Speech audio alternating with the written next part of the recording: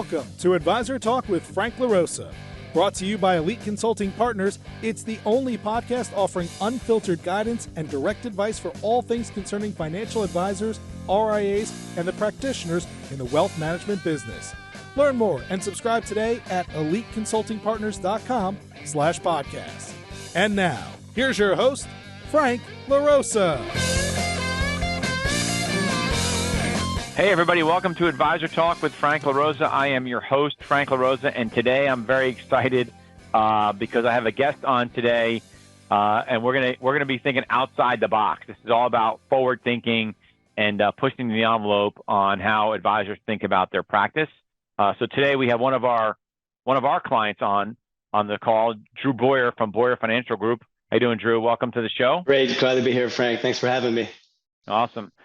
So for the audience, the reason why we have Drew on, and he's one of our marketing clients. So we have our company called Elite Marketing Concepts, and then Drew has been a great client of ours for a while now. And what is exciting about working with Drew and the team that works with Drew is his outside the box thinking as it relates to marketing and branding.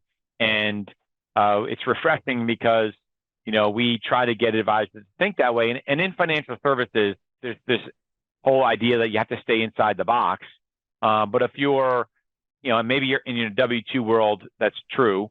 But if you're in independent space and the RA space, you have a little bit more room to play. But there's a lot you can do within the realm of compliance and FINRA and all that other stuff. And I think Drew has done a tremendous job. We're going to talk a little bit about that today and some of your TikTok stuff and some of the book that you're writing. We're going to talk about the book a little bit. But Drew, before we get into all of that fun stuff, maybe just give our audience a little bit about your background. I know you've been doing this for about 20 years, and we were talking before the call about sort of dialing for dollars and old school and all that stuff and the evolution of the business. So it's definitely. I was telling somebody the other day, like, dude, when I started in the business, we didn't even have AOL was like a new thing. I still have clients that have AOL emails. It's incredible to still see around. I know. Creatures of habit. Yeah. So anyway, give us some background on your practice, who you are, and what Boyer Financial Group's all about. I had either the luck or unluck. I did an internship in college at The Ohio State University before I graduated, but it was at Merrill Lynch, and it was in the fall of 2000.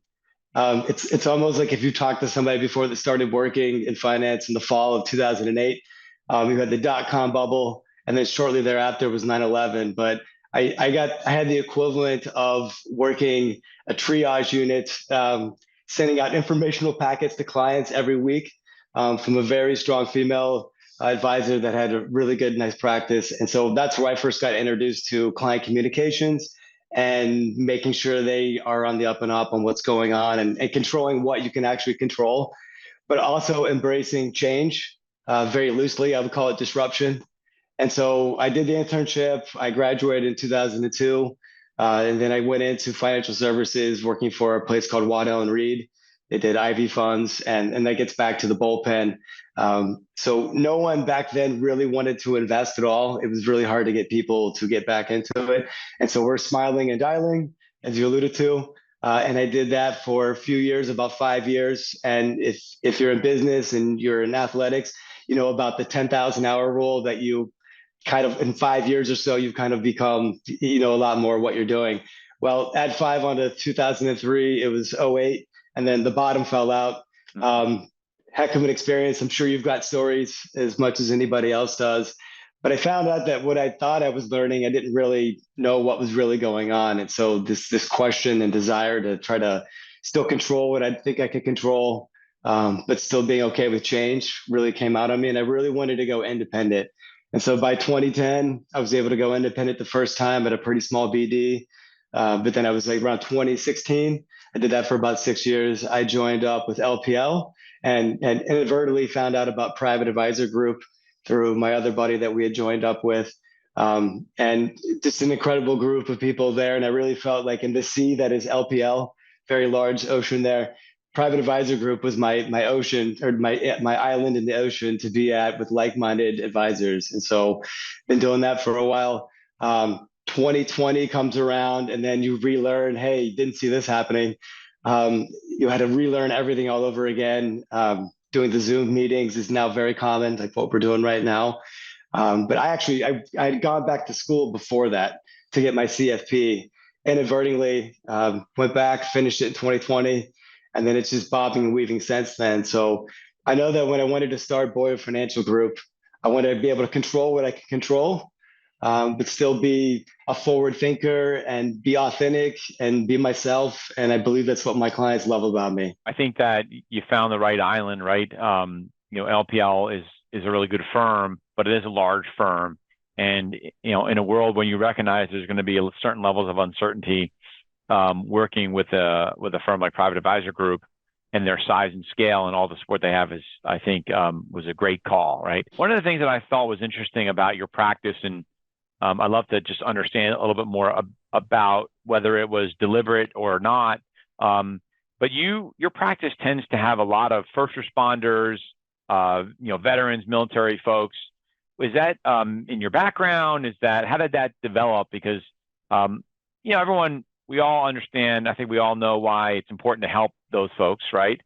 But I talk to a lot of advisors all over the country, and I tend not to come across too many that sort of have a large number of clients that are in those categories. So just maybe give us some color on that, because I think it's important to talk about culture of your practice.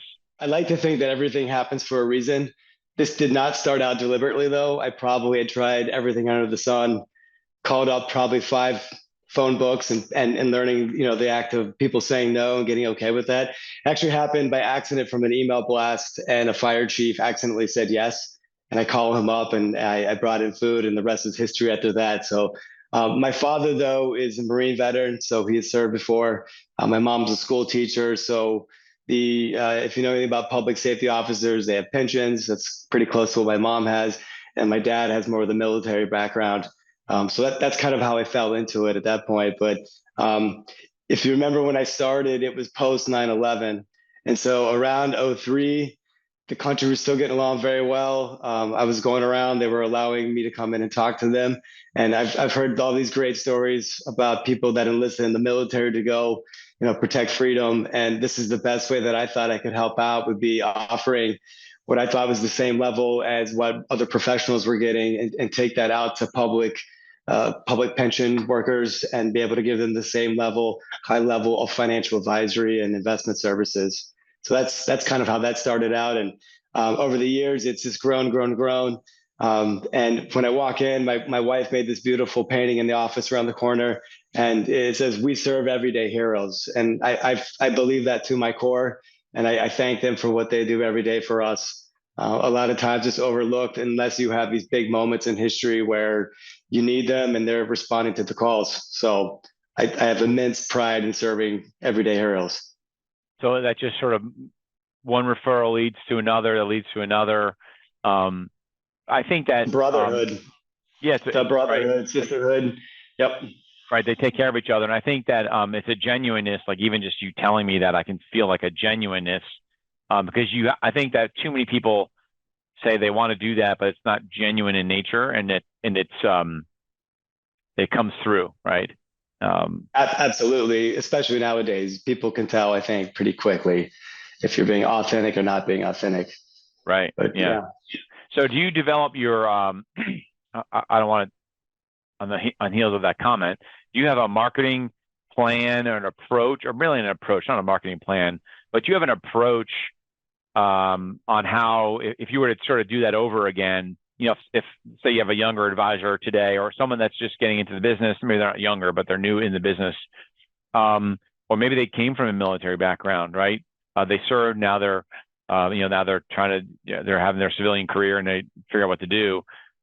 Any advice on how to build that base of clients? I think broadly speaking for advisors, that one of the best pieces of advice when I was just getting started out, I call her my work mom. But Pam told me early on that you need to have a niche, because in this business, you only have so many friends and family, and then who's next?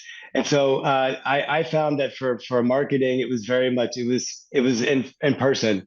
So I would go around to firehouses, I would speak to them, and we jokingly say they're like fish in a bowl. They're literally there. They get sold just about everything. And so getting in there and talking to them about investments instead of life insurance, which is what tends to happen there a lot, that came off pretty authentic. And they could tell that I was trying to do planning first, investing, and plan ahead. So I would encourage people in the digital age and being able to do Zooming. You still can't beat the door to door and get to a firehouse in front of people and still don't lose that physical presence there. Yeah, I would think within that communities, a big piece of that is getting to know you as an individual, as a person, and sitting down with them and respecting them as an individual and not what you can get out of them, right? Like life insurance, right? Like, oh, I want to, sell life insurance, and then they probably get that till the blue in the face. So I appreciate that. And I definitely thank you for your service in servicing them. Yeah, thank you. Yeah, it's almost like a servant. I was going to say servant leader, but it's more like servant advisor. Like you're a servant advisor. Yeah, it's a good way to put it. Yeah. And I've learned really good wit from them over the years. They've taught me some really good. One time we're standing in front of them and presenting, and I had another buddy with me, and we're like, "You can call us anytime." And all of a sudden, they got our phone number, and somebody calls my other buddy standing there, and he looks at it and he's like, "Off," and they're like, "We got you." So I appreciate the banter and the wit and just keeping everybody on their heels, and they're just a great salt of the earth.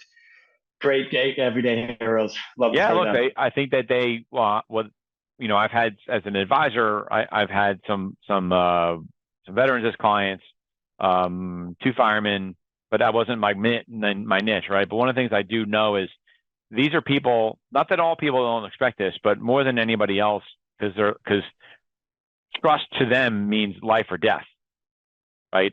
And they want to work with people that they trust and people that keep their word. And so, like, when you say, "Hey, you can call me anytime," like they're going to take you literally. If I they do. It might be midnight on a weekend, and like I just respond back in the morning, and things have definitely changed as I have a family, and I've tried to get it into normal business hours, but they've been pretty respectful. Yeah, I'm sure they are. Right, because you don't know. Look, you don't know what they're going through. We do a lot at our company. We do a lot of support for veterans. Navy SEAL Foundation and Mission 22, which is those are foundations that really help with trauma and PTSD and suicide and all that other stuff. And so, someone calls you at 11 o'clock at night, to them, whatever they're calling you for is pretty important. Yes. Yeah. It's not who do you to judge to say it's not important. Something could be going on in their life that they need to talk to you about their finances. So. I've previously done a podcast series before, and it was talking about everything that was outside of the firehouse or the police station. There's a lot of ways that people kind of go about coping with trauma, and I think something that they've appreciated about me over the years.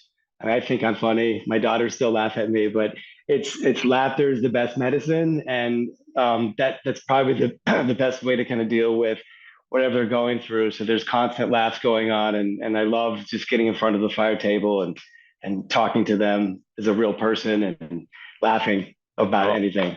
I definitely appreciate that, and thank you. So, so now we're going to switch gears for a second, because it's sort of like, I want to talk about the book that you wrote, right? Or you're writing, because it's sort of I've never heard it this way, and I'm just curious where it's coming from. But it's like you sort of brought hip hop culture into finance, and like I'm trying to figure out where the connections are to the veterans, right? First responders and the military, and then hip hop. Bridge that gap. Great question. If I was an advisor that was looking for what I've heard called is like a 2-pound business card, I would have written about public safety officers in finance. I'm a very realist personality, and so I know sitting in meetings for 2 decades plus, I've had to kind of make finance more entertaining, because a lot of people, you can lose them very quickly. A lot of people don't like talking about finance. So trying to make it interesting has been on my mind. And I went back to CFP school, not only to better myself and help my clients more, but, try to write as well. And it's kind of been a passion. I'm kind of been born a creative. I figured out around 6th grade, I can play drum set. and I don't know how, I don't know why. I never took lessons. I just did it. So I've always had the rhythm. I played everything from like jazz to rock to hip hop to funk. Like I can just play it. I hear something, I can do it. And so music, as some of my clients might know, but a lot don't. I'm a musician first, and then I became a financial advisor when I had to Yeah. get a real job. So that's so it's always been in the back of my mind here. And then 20 years later, I'm trying to think about, you get into this business, what can your legacy be? What can you give back? And I also know about this other phenomenon going on where it's the great there's a lot of assets that are going to be coming down from the baby boomers to my generation down to Z's. And there's a lot of people that I feel pretty ill-equipped with how to handle the estimated like 70 trillion to 80 trillion dollars that's coming through. And if people, and I'm just generalizing, but if people are on more of a basic financial level, I think that you got to be able to talk to them to their heads. I was just in a meeting the other day and I'm like, let me give you the 10,000 foot view. He's like, enough of the business talk. He's like, just say, don't talk over my head. And so I love that. Like, I'm talking to you. I wanted to use something that's relatable to most people. Hip hop has been around for 50 years. It's turned into basically a $50 billion industry. I've always been a fan, along with every other kind of music. And I think it's only grown and grown and grown. And you've seen like Snoop at the Olympics just recently, but it's there. And so I think people, even if you're not a fan, you still will recognize the names. And so I'm trying to teach through music. I remember being a child and you learn nursery rhymes. So if people's basic financial education isn't where it needs to get, let's start off here. And we live in a celebrity obsessed culture. Why not throw out big names like MC Hammer or Dr. Dre or Jay Z or these guys that you've heard of, but you may not know what happened to them in the background, but you can remember for Yeah. nostalgia the songs, and it helps to take you back there. So the book kind of came together through that, and I give props to Tina for helping me distill that down. It was starting off as something else, but I'm trying to give you basic financial tips from how to go from basic one, you're in debt, to how do you leave a legacy long term, and everything that happens in between there. Yeah, I would imagine just with some of the names that you mentioned, and I'm not a hip hop guy. I like music, but I'm not a hip hop guy, but I do recognize their names. And you've been around long enough, you understand that certain people handled their finances the right way and certain people did not. Yep. And Yes. so I think that, yeah, understanding that is important. So you're hip hop. I'm a boxer. So I relate everything to sort of like how to be successful in business is like being a good boxer, right? And some of the basic fundamentals. So so when you're talking to a client, is that what you're doing? Are you using stories, or are you using, like, how do you connect, like Jay-Z? How do you help educate a client based on what you know about Jay-Z as an example? I'm going to do this on the fly. You said you're a boxer. One of the stories that's in there is, the titles I'm using on these are comical, but very like Mo Money, Mo Problems. It's a notorious VIG song from the 90s. But that chapter, it's all about 50 Cent, who's still relevant in more ways than none right now. But he was a boxer growing up. And he ended up, after he got his big breakout album, Get Rich or Die Trying, I believe back in the early 2000s, he had made, through some pretty smart business ventures with vitamin water, he learned not to get paid a fee to do a commercial. He took an equity stake. And that was pretty unique to be able to go in and think that way, to make some money. But he at one point was worth about $500 million. So he went out and bought a former boxer's house, Mike Tyson's mansion in Connecticut, who Mike, it's very famous if you know his history. Not a lot of good financial guidance Yeah, there. no. Really great stories though, which is why I wrote the book. You have so much gold in these guys, like what not to do, for the most part. But 50 Cent bought Mike Tyson's mansion, and then he ended up the same way in a bankruptcy court, had to sell it. And for that point of view, he had the upkeep for this mansion, this palatial mansion in Connecticut. It was close to $1 million a year just to keep the upkeep. And he was able to hold on to it for about 16 years before he had to go sell it. Of course, he took an L on that and lost. But that's how I talk about, your inflows and your outflows, budgeting, and your house, the things that you own can end Taxes. up owning you. Taxes. Oh yes. Wasn't that part of what crushed him was Yes. you got to pay the tax man?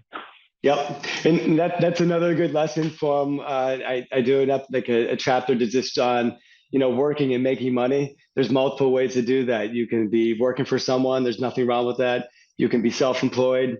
You can have real estate and make some income that way or investments. But all of these stars are entrepreneurs, right? They have to get their own health insurance and they're running their own businesses. And so there's a whole chapter on that. Like you're working for yourself. One of the big shocks when I became self-employed is, oh, I made some money. Great. It goes right in your bank account. Well, no one withheld taxes.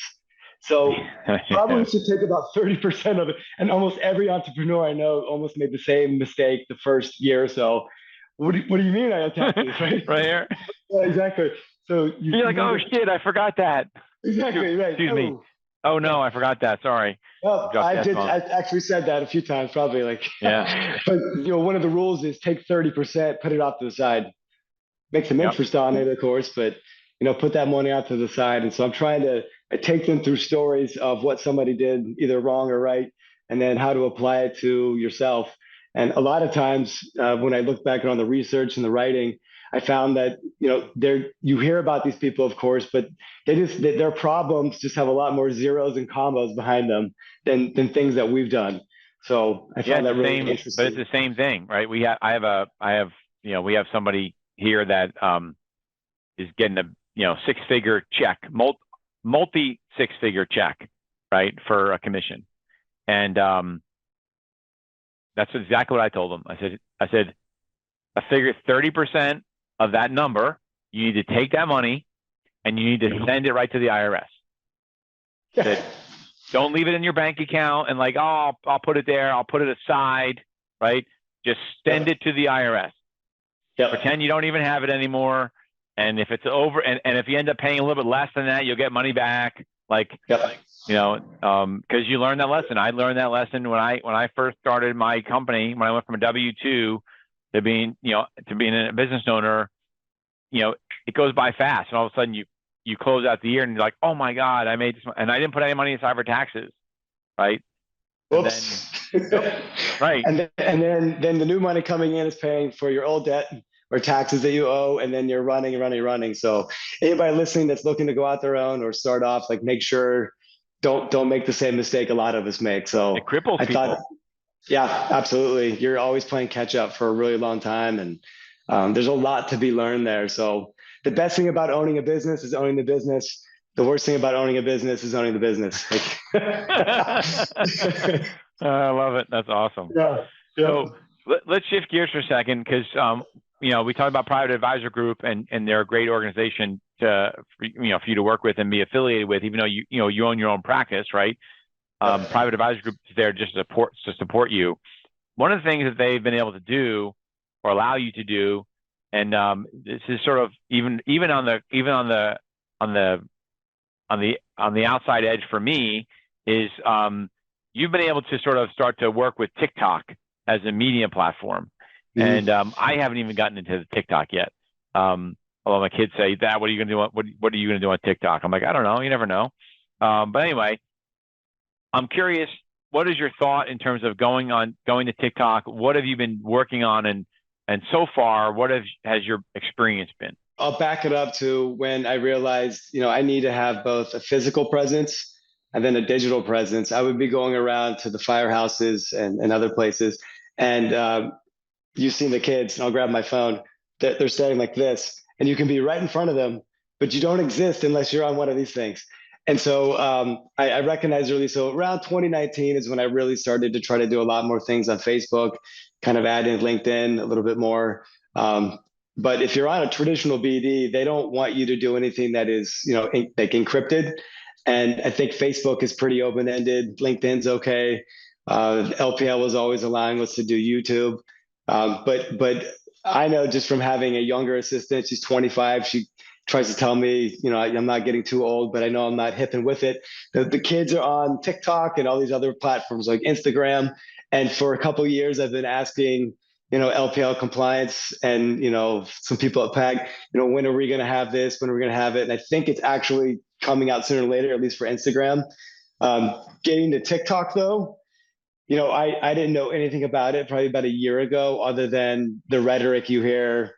about it being like a state-owned organization, and Yeah. we don't have to jump into all of that. But if you put it on your phone, the Chinese are going to be hacking it. Well, I think we all like now know that the first time I checked my Gmail and they started advertising to me in the top line, the American companies do it even better, I think. So to think that you're not getting your information sold is kind of funny to me. But TikTok, it seems to me from my experience with it that they're trying to make things more viral, and it really forces somebody.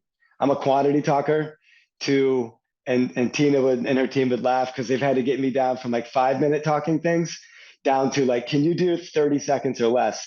And this is a hard exercise. So I appreciate doing podcasts right Yeah, it's now. hard. It's hard for me too. They say the same to me, like, Frank, we only need like 2 minutes. I'm like, two Yeah. minutes?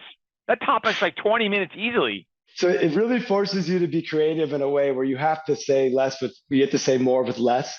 So I do appreciate it about that. I'm new on it. The way that I got approval to do it is I also have like a rental property, and we have that listed on the Airbnb sites. And I remember going through that. It's a separate business. I do have to disclose it, obviously, being through a BD and anyway that way. But I'm like, well, I'm able to use that website for that business. If I have another business, could I perhaps use these other platforms they don't want us to use, so TikTok and Instagram? And so along comes the book idea, and I'm trying to get this marketed out to my generation, probably down to Gen Z. And so you got to be able to get on these other platforms. And so what I was told, and the deal that was made, is if you keep these two businesses separate, totally fine. And so Okay. I keep just the book stuff and what I'm trying to do there, which is like building a brand new business on TikTok and Instagram, and I can still do Facebook for that, but I can't blatantly cross reference it out on my Facebook or LinkedIn or anything like that. So that was Right. how I got to do it. I do know another advisor, Pag, I'd noticed earlier on. I'm like, wait a second, he's using TikTok, and he would put the videos on LinkedIn. And they're like, well, he uses the app to make the videos, but he doesn't post on TikTok. And I thought that was so clever and unique. And shout out to Joe if he's watching this too. But that kind of got me thinking more and more about how can I utilize a platform that the younger kids that I'm trying to educate on finance, how can I get out to them and get on their screens? Yeah, I Get think on this. that's something that I think Instagram is good. I'm obviously I have a 265,000 followers on Instagram, and haven't gotten to TikTok yet. And it's funny because a year or two ago, my wife used to say to me, "Well, what are you gonna do? Finance? You're gonna do like TikTok is not for what you do for a living." Meanwhile, then she starts showing me videos about my one son's in pre-med, and so she'll look up research on this medical this medical student, this all this stuff on being a doctor, right, and all this, and it's all on TikTok. I'm like, babe, you keep showing me stuff on TikTok. I don't have TikTok, but you said that I shouldn't be using TikTok. But if a doctor can use TikTok, then why can't I use TikTok? It's Right. educational. It's what I'm seeing, I think this is what you're saying, is it's actually become, it used to be more like when it first started, like you had to do a stupid dance and it went viral. Now it's like that's where you go for information. Like you go to YouTube or you go to TikTok for information. But it's definitely interesting how you created it. So you basically promote your book and you're also like a brand on TikTok. You just can't mention, I guess you can't mention advice or investments and stocks and all that other stuff. To your point, there's all these different subsets of anything that's out there. And, with 8.5 billion people out there in the world, chances are if you're into something, somebody else, you have a large amount of people that are there as well. But there is all kinds of Fen Talk, is what they would call it, financial TikTok. So they call it Fen Talk. And I'm just trying to keep up. I like you, I'm trying to learn this. I have a foot in the past and a foot in the future. Like I still write checks, but I also own some crypto, which I'm allowed to say that now. LPL lets me do that. So I do keep some cash, but I do a lot of transactions through credit card and things like that, where you don't actually pass physical cash. So that's just learning, and at least where I'm sitting, what I've gone through over the last 20 years and being able to adapt. But I've done all kinds of different videos. My mom, we had 3 sons. I'm the middle child, if that makes anything more relatable here. I didn't learn by like reading instruction manuals. I just go do. And my mom made sure that she didn't have any daughters, but she made sure we all could cook, right? And I grew up on kind of a rural area, and we learned how to, plant and, take care of the fields and everything that way from fruit and vegetable farm. And so I've done cooking videos where I'm like a 5-trick pony. Like I know how to use my smoker, can make pancakes. I just did something for spaghetti. Um, Popsicles over the summer, like things like this is helping people. How do you save, and how are you fighting inflation? Because the prices have really come up. So I'm just sharing about, well, how do I save money as a financial advisor in my home to save money in my home? Right. And I found that is a pretty good niche. You can do a little bit of everything there, but cooking's one thing, doing polls is another. I think doing polls. Yep. So it's either this or that. And, Okay. what do you think's a good move, this or that? And I got a Right. couple more on there. You can go check out on the Hip Hop X Finance handle. One of the things that I'm really hearing, which is why I think you're as successful as you are, um, which is what a lot of advisors, especially when we work with client, when an advisor comes to us, to our marketing company, one of the things we have to try to explain to them, the purpose of social media and branding is yeah, eventually the phone's going to start to ring, right? Eventually you'll get some people to call you, but ultimately it's really about connecting with people so that when you meet them or you sit down with them for the first time or second time, they've seen you someplace, they've seen you on your videos, and they already know you. I'm doing quotes for those of you that are not watching us on video, air quotes.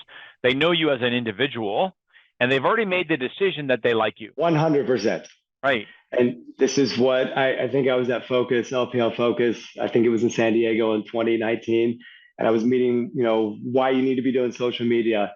And they said, you will pick up at least 1 to 2 clients a year. They'll just call you out of the blue, no referral from anywhere. And like, I've been watching you for a year, and you're like, well, that's not too creepy. But I've been watching you. I've been watching you. I feel like I know you. Like, oh, okay. I like the way you think, and I would like to become a client. And it's just every year it's the same thing, and it keeps building on itself. And that's what I just experienced through the things that we're doing through Facebook, LinkedIn, and what's going on with TikTok right now, and what should continue to. So I would tell everybody we have something with that. Yeah. Do you find that this is a bit interesting point, because we spend a lot of time coaching our marketing clients on this, our fractional CMO clients. They understand that they got to get uncomfortable, and they got to, and actually not, I say get uncomfortable, but really it's actually get comfortable. Like just be yourself, right? Like chill out, like just relax. That's an 80s term, right? Chill out. Just relax and show people who you really are.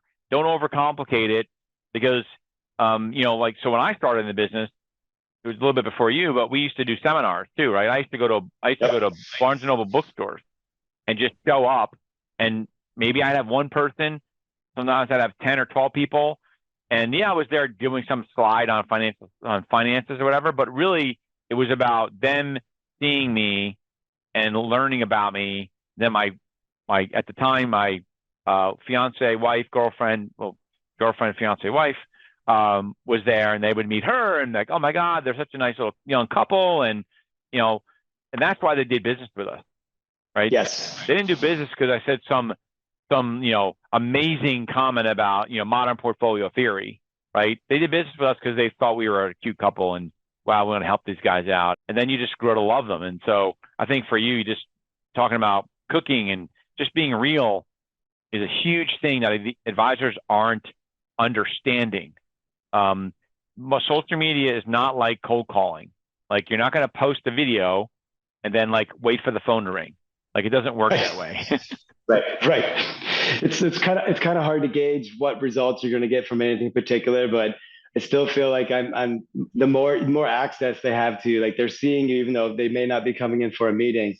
That personal connection, right? And I had somebody just recently tell me that's why I decided to go with you over somebody else. Is you were genuine, and I love my family, and it shows as much as you would too. And they said you started out the meeting by asking about my family and what I can do to help your family genuinely, and asking, and then we do follow-up meetings like, how's your family? just genuinely being a caring and honest and authentic person. And it goes so much farther. And social media can help you, I think, a lot by just having a presence on there. And a lot of people might be uncomfortable doing that at first, but you got to get comfortable speaking in front of the camera and listening to your voice. And try to remember all the stages I've gone through, and then lighting and camera angles and all these things that we think about. But you just got to get started. It doesn't have to be purpose. It doesn't have to be perfect. Just get started, and you'll figure it out as you go. Yeah, that's a great point. Like, it doesn't have to be perfect. I think too many people do that. There's a lot of great content that's just a cell phone. Some of my best content is, and Tina knows this, is when I'm at the gym. I box, or I'm at the boxing gym, and I'm all sweaty and I'm just finished a workout, but I get clarity of mind when I'm there. So I get a lot of thoughts when I'm there. And so I just turn my phone on and start recording a video. There's music playing in the background, and hip hop music and all sorts of stuff. It's the boxing gym. But it's the best stuff, and it gets the most traction. Or in my car, right? I have a thought, I'm in the car. And so I think advisors just feel like, it has to be, look, as an advisor, you have to be mindful about what you're saying, right? Like, that has to be compliance approved, but the location, the type of the video could be a fancy camera, could be a cell phone, doesn't matter. It's about letting them know you. So, like with the book, for instance, right? I've heard, I had someone on my podcast called, his name is Paul McManus, and he writes books. And one of the great things he talked about, which I assume you'll use your book for as well, is when you're introduced to somebody, maybe it's a referral, and sending that book out to them ahead of time, right? So one, you're educating them a little bit about what you're going to talk about, and then two, they're getting a sense of who you are as a financial advisor. And so then the meeting that you have is that much better, right? Because they're more engaged when they come to the meeting. I'm assuming, is that part of your plan on how you plan on using the book? Yeah, for sure. Like I want to have a launch party and make sure all my clients get the signed copy, and they can ask all the questions. Like, I never knew you were in hip hop. I had a client last year. They're like, I take you for a John Mayer fan. I'm like, oh, come on. I'm so much more than that. Like, with these streaming services, you can really go down and get into all kinds of music. But I've always been into just about every kind of music, from classical to hip hop. And I'm not an opera fan or anything, but most music I'm into. I love it. So, but yeah, I think you can use that ahead of time, and they can, I was talking about a song in the beginning. The first time that I felt like hip hop had power, I was working, jobs. I was probably 12, 13, and my parents were allowing me and my brothers to go to the mall. These kids, there's these things called malls still. Yeah. They were bigger in the 80s and 90s, and we would go there, and we would take the money that we earned from our chores, and then we would go buy, the newest cassette tape. So this is before CDs. Cassette tapes are a thing of the past, but we would go buy these singles, and I remember, like, the good ones had the parental advisory stickers, because that's what they didn't want you to have. So you would immediately be drawn to the ones that the government slapped that sticker on. And I happened to get, like, Sir Mix-a-Lot's "Baby Got Back," and that my mom's face driving home, and she made me put it in the tape deck. She popped it out pretty quick, and then, my parents, they took care of that one and disposed it for me. But that's when I knew, like, oh, that's interesting. As a middle child, right? I was always pushing the boundaries. Look, I think that's awesome. There are a lot of clients out there that need education. I think there are too many advisors that are salespeople, right? They're just selling. And they're selling under the context of I'm educating you, but they're really not, right? The smartest guy in the room or gal in the room, and people just want to talk to, like, head level. Just talk to me. Don't throw out acronyms. I don't know what they mean. I still have to explain what CFP is most of the time, but right, talk to them as a normal person. Yeah, I think that's the way to approach it. It makes it a lot easier. It's doing the right thing by the client so that they fully understand what you're working on, why you're doing what you're doing, right? And look, a good advisor, most times the clients will just say, well, whatever you think we should do, right? Yeah. That's usually what they say, right? It does happen, yeah. Yeah, but you still want them to understand, right? Yeah. So, and I think that, again, I've worked with a lot of clients, and this has been great. Can you, I think from your perspective, like, where do you see, when you look at what you're doing, where you want to grow your practice, I guess, how important do you think social media and your online presence is?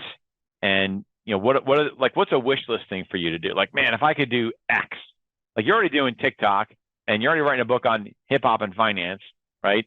Like, if you were really on the edge, where do you think this thing can go? Is my wife listening right now?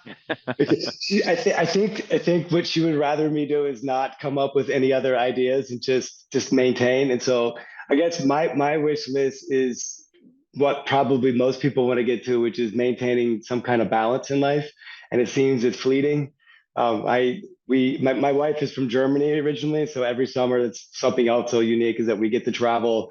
We go see her family every year across the pond, and so I've always had this dual, since I've met her for 15 years ago now, like this dual perspective of inside the U.S., outside the U.S., and a little bit more global thinking that way. But um, we took over my niece last year, kind of a travel scholarship, and at the end of it, I said, I think we showed you a lot that you're not used to because just typically we're a growth mindset kind of family. And I think at the end of the day, you need like four hobbies. Like one you can make money from. So I view my job as a hobby that I love and I get to make money from it. Like there's nothing better than that. But you need to stay creative. So if I can write, that's a great way to do that. You need a hobby to stay in shape. So I think for you that's boxing. I enjoy running and other low risk activities. So I'm not getting any younger, so I try to maintain that. And then something that keeps you mentally fit as well. And so that's my goal. And I don't know what different itinerations that's going to take. That's what I think is a beautiful thing in life. Kind of let it happen. And then my wife usually looks at me. She's like, "Really?" So, come on. Look, I think that you're an entrepreneur, and us entrepreneurs are always wanting to do more and wanting to see how far we can go with things. Not like push the edge in a dangerous way, but although I do like racing cars, so that's probably a little dangerous. But just most entrepreneurs are creative, right? We're visionaries because we're creative individuals. We have some level, so we're always kind of like, what's next? How much more creative can I be? And I think that you've done a great job in using social media and using your passion, right? Like using your passion to build a business that you love doing comes through. And it would be great if more advisors did that and found a way to connect their passion with the business and with their clients. I commend you for it. And honestly, I think that Tina knows now I'm going to get off the phone and I'm going to ask her, why aren't we on TikTok yet? So I go down that road. But anyway, listen, it was great talking to you. Thank you very much. This is thank you. Really, we were all looking forward to this call. And I wrote on my notes at the beginning, forward thinking. And I think that that's one of the takeaways that advisors need to think about. And that is they need to be forward thinking, right? You're constantly forward thinking. There's a lot of competition in the business. There's a lot of people going after clients. And once you get a client, you have to keep a client, right? So you have to continue to be like that. Obviously getting them is easy. Keeping them is really hard. I think you've gotten some unique ways to do that. Writing a book is awesome. I can't wait to get it and read it. It'll be really interesting. I'll make sure you get a signed copy and get it delivered to you. You might become a hip hop fan from it. You never know. Oh yeah. I got a couple of Eminem songs on my iPhone. I almost said DVD player, but on my iPhone, iTunes, I guess, right? It's iTunes. But anyway, thanks for joining. This was awesome for my audience. I hope you enjoyed the call. Again, if you're listening to us on Apple or Spotify, wherever, you should definitely check us out on YouTube. Drew's wearing a really cool jacket. I admired it right at the beginning. He's definitely got some jackets that are further out there, which I would love to see, and we can compare. If that's the creative side of us, right? If you're going to do anything, go big. So why not? But thanks for joining. I appreciate it, and much success on the book and on TikTok. And thank you for your servicing first responders and taking care of them. So we appreciate that very much. And I thank my clients for letting me do these different ideas I come up with and kind of rolling with it. And I appreciate everything that they do for everybody. So if you see a firefighter or a police officer or anybody else, tell them she said thank you for what their service is. Awesome. All right, Drew, thanks a lot. Okay, thank you. Thanks for listening to Advisor Talk with Frank LaRosa. If you're looking for more advice or solutions on any topics in the financial services industry, or you just want to subscribe to our podcast, head on over to eliteconsultingpartners.com/podcasts.